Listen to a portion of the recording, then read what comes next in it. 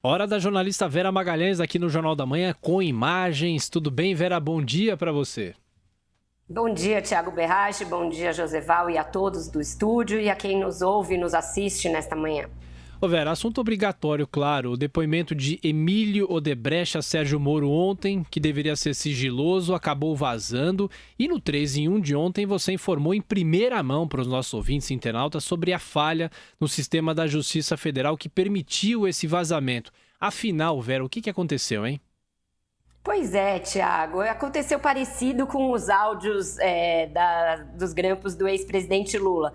Daí que a gente fica com uma dúvida se foi um vazamento mesmo ou se foi proposital para que viesse à luz esse depoimento tão ilustrativo do Emílio Odebrecht. No início dos vídeos, você verifica uma conversa entre o juiz Sérgio Moro, a procuradora e os advogados sobre a conveniência ou não de se decretar o sigilo daqueles depoimentos. O juiz chega a ter dúvida, consulta o Ministério Público, que diz não se opor ao pedido da defesa para que ficasse em sigilo. Então ele deixa consignado que aquilo vai ser sigiloso, mas avisa ao Emílio Odebrecht: o senhor é um colaborador da Justiça, então, diferentemente de outras testemunhas, o senhor tem sim o compromisso de fazer o juramento de só dizer a verdade. Emílio Odebrecht humildemente diz: sim, claro. Ok, excelência, vamos nessa. E aí começa o tão ilustrativo depoimento. Depois de tudo terminado e da gente saber que aquilo estava em sigilo, de repente os vídeos vieram à tona, estavam na internet, na sua íntegra, para todo mundo consultar. Eu fui até os integrantes da Força Tarefa e eles me informaram que houve uma falha no EPROC, que é como eles chamam o sistema eletrônico que arquiva todos os feitos da Lava Jato em Curitiba. No evento 500 e tanto, como é descrito esse depoimento, constava lá o carimbo de sigiloso, mas o funcionário não viu e deixou por cerca de 2 minutos, segundo o juiz Sérgio Moro disse depois num despacho, disponível. Foi o suficiente para toda a imprensa copiar, e aí ele alega a liberdade de imprensa para dizer que não pode cercear e não pode punir a publicação disso. E ele faz questão de dizer uma coisa importante no despacho, Thiago, que o vazamento desses vídeos não interfere na ação, porque ela já está numa fase final de conclusão, e ele diz que também não interfere nas ações que correm no Supremo, porque ali não foi citado ninguém com foro.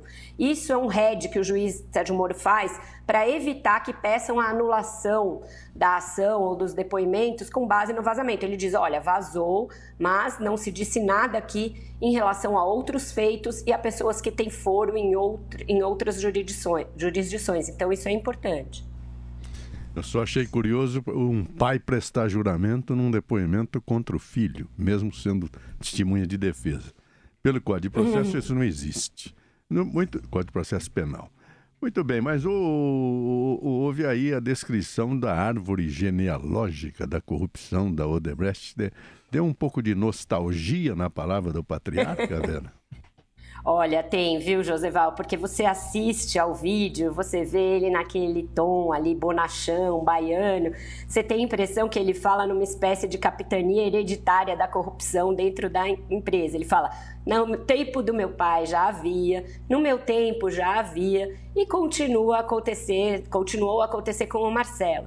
Mas ele tem uma certa nostalgia quando ele diz: no meu tempo não era assim tão complicado como é hoje, com ramificações em vários países, mas sempre foi o modelo reinante. Ele diz: era muito mais simples na minha época.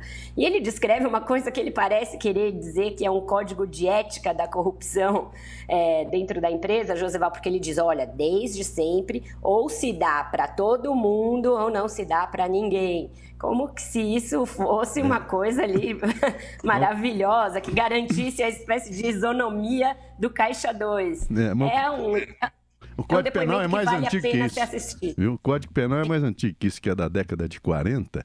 E a corrupção ainda é muito mais antiga. O Heleno Fragoso, na sua obra Lições de Direito Penal, chega a citar uma Lex Julia, me parece, de 53 a.C., em que o pretor romano já vendia sentença, já tinha corrupção lá atrás. Então, Veja bem, o que quer dizer o seguinte: sempre foi crime e vai continuar sendo, independentemente da idade. Joseval, sobre isso que você falou aí no começo, que o Código Penal não prevê que se precise incriminar um filho, o Moro fala sobre isso no vídeo. Ele diz que no polo passivo está o filho dele, Marcelo Odebrecht, e que isso poderia livrá-lo do juramento de dizer a verdade. Mas ele afirma que, como o Emílio foi arrolado pela própria defesa do Marcelo e ele é colaborador na delação premiada, aí isso se sobreporia a esta liberação para que ele não dissesse a verdade por ser testemunha. Agora, Vera, só para a gente fechar, a história do italiano de Antônio Palocci. Emílio não confirmou que o ex-ministro era o italiano descrito nas planilhas da empresa, ou pelo menos não só ele. Será que isso alivia, de uma certa maneira, a situação do ex-ministro? Não, não alivia, Tiago. Essa foi uma leitura que os petistas tentaram passar ontem ao longo do dia, mas no depoimento fica muito claro que ele não sabe se o Palocci era aquele italiano descrito naquele pagamento específico, mas ele diz que ele era sim conhecido por esse codinome. Aí é até uma parte engraçada, é uma graça involuntária do depoimento, porque ele diz assim: havia muitos apelidos na organização, havia muitos codinomes, pode ser também o nosso Palocci. Nosso Palocci mostra uma proximidade muito grande do ex-ministro com a empresa.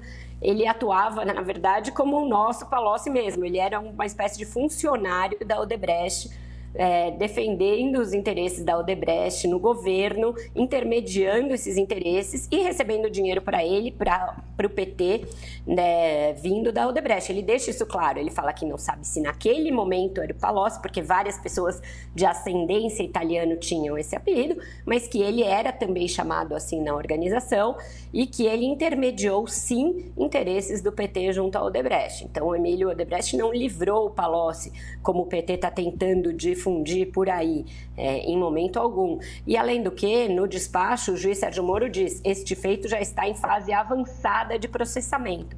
Então, ele deve, sim, sentenciar em breve o ex-ministro Antônio Palocci, e ninguém com acesso às investigações tem dúvida de que ele será condenado, porque tem um farto manancial de prova. Embora Emílio Odebrecht, que não era do dia a dia mais da empresa, não soubesse especificamente se neste feito era o Palocci, o próprio Marcelo Odebrecht e outros disseram nas delações que sim, era ele o italiano em questão. Então não vai ter como ele se livrar de uma condenação nessa ação, não.